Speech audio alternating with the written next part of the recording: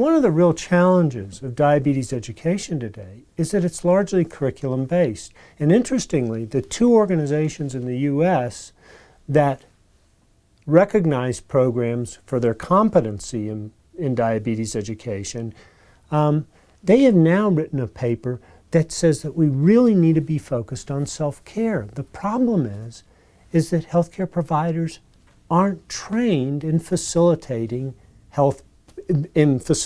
behavior change.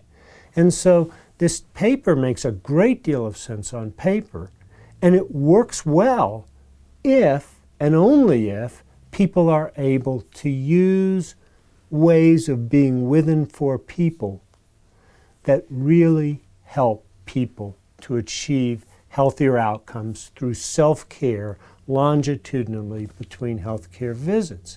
And that's part of the reason why only 12% of the people in the U.S. today are at goal for 3 foundational measures of care: their LDL cholesterol levels, their blood pressure, and their average blood glucose, or A1C.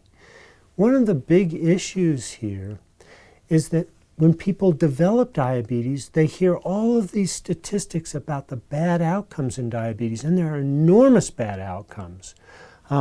People with diabetes have much higher risks for cardiac disease, heart attacks, strokes, things of that nature. They're the largest subpopulation of people who develop kidney failure or have acquired blindness, all from damage to blood vessels. People with diabetes also have difficulties with neuropathy, difficulty using the nerves in their body don't work normally. So what people learn when they have diabetes is that bad things happen to people with diabetes. The problem is nobody's really talking about it the way it really is. There are important studies in healthcare that have shown that controlled diabetes is a different disease than uncontrolled diabetes. But if you take 12% of the people who are well controlled up against 88% of the people who are uncontrolled, what you see is this massive complications, and it gets generalized to everyone with diabetes. So that when a person develops diabetes, they learn the bad news, and they see it, and they hear of it. They have friends, family members, and others that have had terrible suffering related to diabetes. None of us are going to get out of here alive.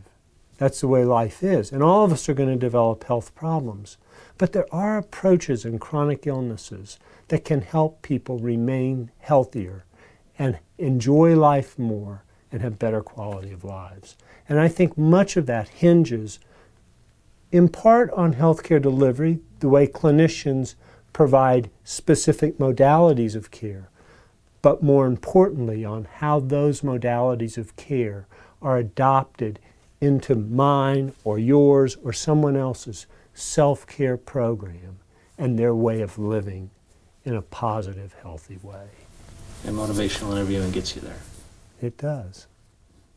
It does. It's one way. And one of the things that's really interesting about motivational interviewing is the people who use it don't ever feel challenged, or rarely feel challenged, with people who are having a hard time with self-care. Because what it's all about is, that's the way life is. Life is difficult. And motivational interviewing gives us some skills for dealing with those difficulties of negotiating the traffic jams of life, the traffic jams in self-care where we just can't get something done.